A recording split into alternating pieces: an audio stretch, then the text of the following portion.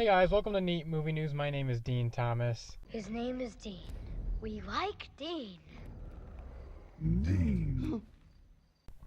And I just got out of the theater. I'm in my car right now.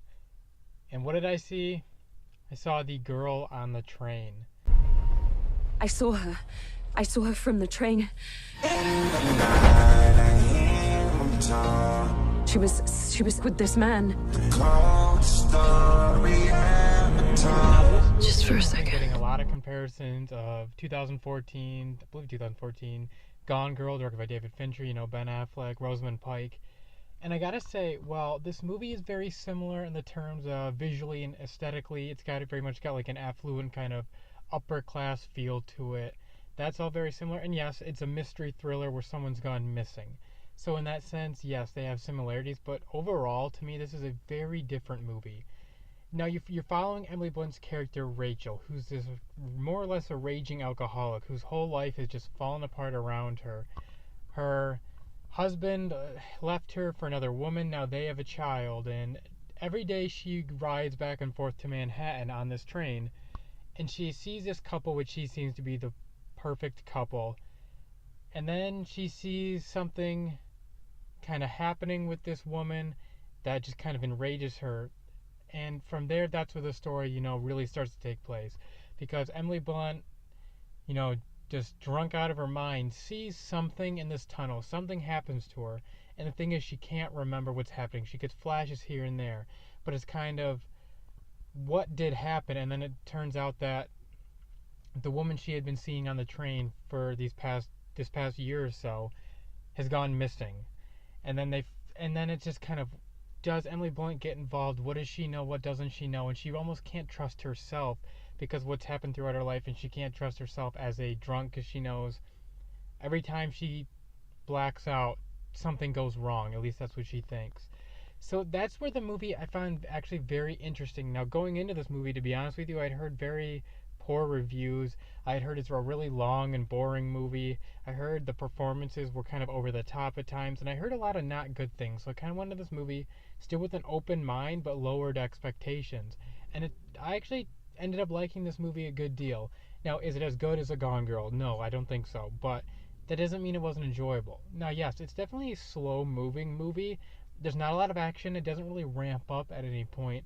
But I was always intrigued. Now, there were times I was like, come on, let's pick up the pace. But I wasn't bored necessarily. I was always intrigued with what was going on.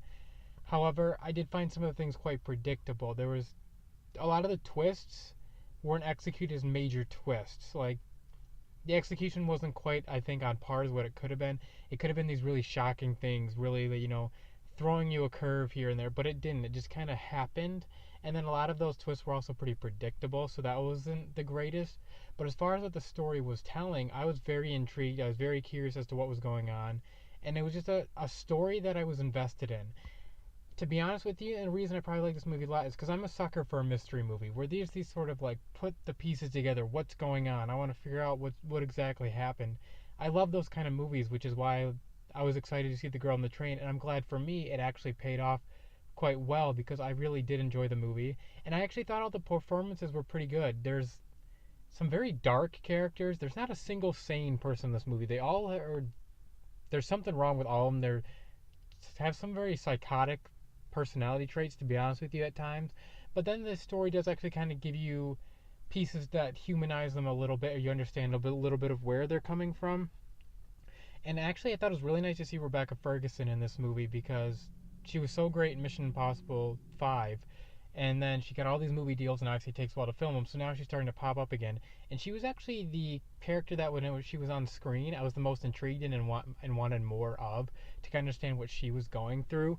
But overall, I still thought all the other performances too were solid because they were very dark characters, and there had to be some very dark things that happened, and I thought that was all handled very well. I never felt it was over the top, which is some of the things I had heard, but I don't know, it's just something that I really enjoyed. I didn't love this movie, but I thought it was a very engaging movie, and it was a movie that I had a good time following the story and going for a little bit of a ride with. So me, The Girl on the Train, it's no Gone Girl, so I'm going to tell you right now, maybe lower your expectations a little bit. But for me, it's still a very enjoyable movie. So for me, I'm going to score The Girl on the Train with a 72%. The story's engaging. It's slow, so I can understand some people may be getting a little bored. It's a very dark movie, that's for sure, so maybe that's not your cup of tea either. But for me, I thought the story was engaging. I love mystery sort of movies. I thought the performances were great. I thought the twist could have been handled a little bit better, and there were some small little things here and there. And this is definitely a movie that's hard to review because there are a lot of spoilers that you could be given by getting anything too specific. So I'm trying to keep this pretty vague. But for me, I thought The Girl on the Train was a very good movie, enjoyable. Not as good as I was hoping for, but because I'd heard all the bad reviews, I was able to lower my expectations going in, and I think that's what allowed me to enjoy it to the extent that I did. So there you guys have it. That's my review of The Girl on the Train. Just tell me what happened that night. How could you be so?